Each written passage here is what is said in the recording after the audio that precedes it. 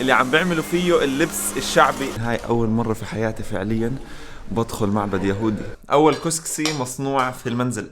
هون فعلا بتحس حالك في جزيرة.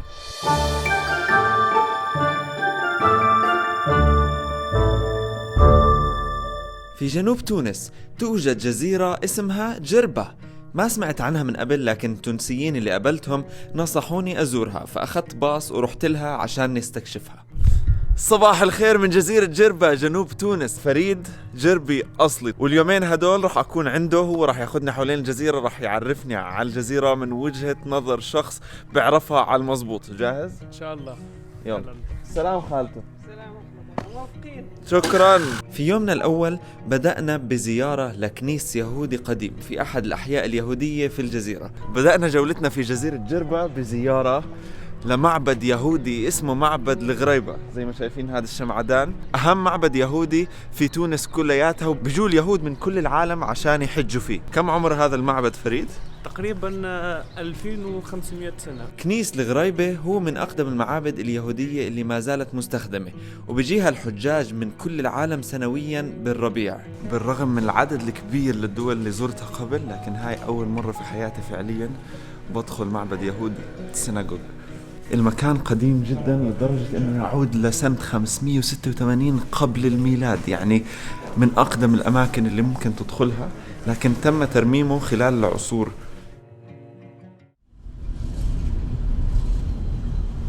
كنا داخلين على المعبد اليهودي. أول ما دخلنا سألنا، شاف معي كاميرا، صار يسأل، حكيت له يوتيوبر، أخذ جوازاتنا، إشي طبيعي يصير، وقالنا تفضلوا. دخلنا جوا. لما طلعنا لقينا إنه جايب لنا الشرطة. صاروا يسألوا بعض الأسئلة عن رحلتي في تونس، فرجيتهم قناتي، فرجيتهم كل شيء عم بعمله. فريد إجا وحكى لهم الشاب نازل عندي وكل شيء تمام. فالمهم ولا بيحكوا لنا تعالوا تفضلوا على مركز الشرطة. طلعنا بسيارة الشرطة، وصلنا المركز، قعدنا تقريبا هناك ساعتين. راح اليوم، يعني أنا المفروض جاي على تونس نصور البلد، نفرجي العادات والتقاليد. مبسوط على أهل الناس، والناس ما قصروا، ما حدا قصر. هاي فريد معي في كل مدينة بروح فيها حدا اللي بيكون واقف معي، فيها الحدا اللي عم بساعدني وبحكي لي عن تاريخ وبمشيني. ان شاء الله. هذه دعوة للجهات الرسمية في تونس إنه أهل تونس جدا عم بيكونوا لطيفين معنا. ليش الإجراءات تخلي الواحد ينفر؟ يلا خلينا نكمل. وصلنا لمكان يعرف بحارة اليهود في جزيرة جربة. هذا المكان بسكنوا مسلمين ويهود من زمان، يعني مش إشي جديد، وإنما هم من سكان المحليين لهاي الحارة. تواجد اليهود في جربة هو من أقدم المجتمعات اليهودية في العالم، والتعايش بينهم وبين المسلمين متأصل وعميق لقدم العيش المشترك اللي بيناتهم. وبالرغم من ديانتهم ما إلهم أي حراك سياسي مرتبط بفلسطين المحتلة. بالرغم من إنه في الحارة اليهودية بنلاقي هون عنا جرافيتي عن القضية الفلسطينية، وهون نفس الإشي عن الفدائيين عائدون مع علم فلسطين والمقلعة. الحي اليهودي المعروف بجربة هود حي بسكنه مسلمين ويهود، لكن ممكن بسهولة تعرف بيوت اليهود من إشارة السمكة على البيت من الخارج. والحي هذا من أحلى الأماكن اللي ممكن تشوف فيها فن الجرافيتي بكل الجزيرة. من لما وصلت تونس وكل حدا بيحكي لي إنه أحسن مكان تجرب البريك فيه إنك تيجي على الحي اليهودي، وإجيت على هذا المحل اللي بيبيع بريك في الحي اليهودي هون، وبدنا نجربه. بطاطا، هريسة، بعدوس، طماطم. هاي هي البريكة، معمولة تقريبا من عجينة بتشبه عجينة السمبوسك، وبتتقدم مع ليمون، بتعصر عليها الليمون وبتسلح. وبقرب وقت الغروب انطلقنا لمكان تاني في الجزيرة، نشوف مكان اسمه قصر بن عياد.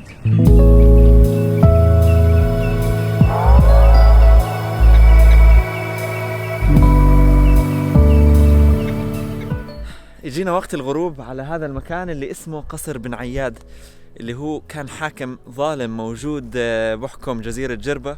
وهذا القصر كان له شكل النخل موجود في المنطقة على وقت الغروب، والظلال والهدوء الموجود في المنطقة معطي المكان حلاوة مش موجودة في كل مكان.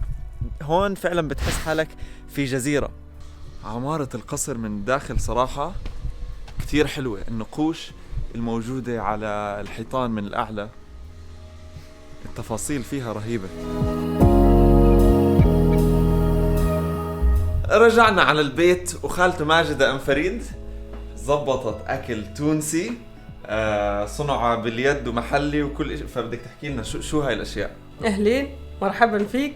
عملت مثلا كسكسي جربي فيه قديد إيش يعني؟ قديد اللحم المجفف، فيها الفلفل الأخضر، يعني في حاجات بسيطة بس طعمه كويس. وعملت الترشي، عنده اسمين، عنده ترشي وإلا أم كحورية، هو جزر مطبوخ ومعاه بصل وثوم.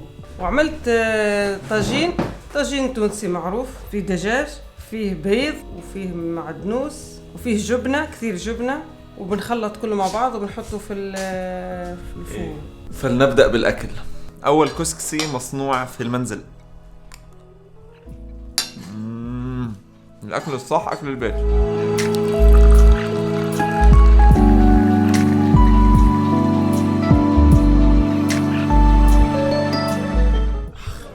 اليوم احنا في منطقة اسمها حومة السوق. هذا المكان هو تقريبا المكان الأساسي في الجزيرة، عاصمة، واسمها حومة السوق لأنه حومة بالتونسي معناها حارة، والسوق اللي هو السوق، فبالتالي هون المكان اللي كان تاريخيا المكان اللي يعتبر السوق المركزي للجزيرة، اللي كانوا يجوا التجار، والجو فيها زي ما بنحكي تشيلي، الناس قاعدة بتشرب شاي مريح لطيف، جو نزيك على الاخر يعني. جينا هلا لمنطقة اسمها ايش؟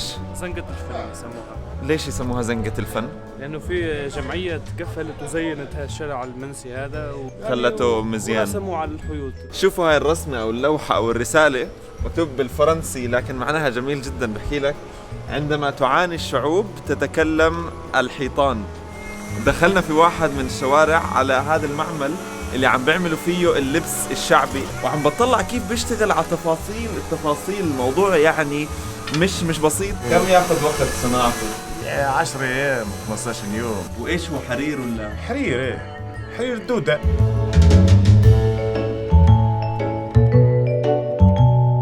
وصلنا لقلعة تعرف ببرج غازي مصطفى.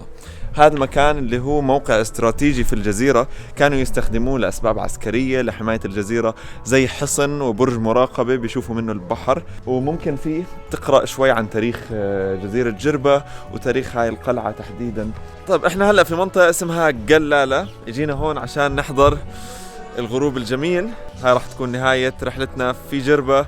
فشكرا لفريد اولا ساعدني كثير واستضافني في الجزيره، وايهاب كمان اللي كان معنا اليوم وساعدني في التصوير. كثر الله أسفاركم. سلام. الى اللقاء.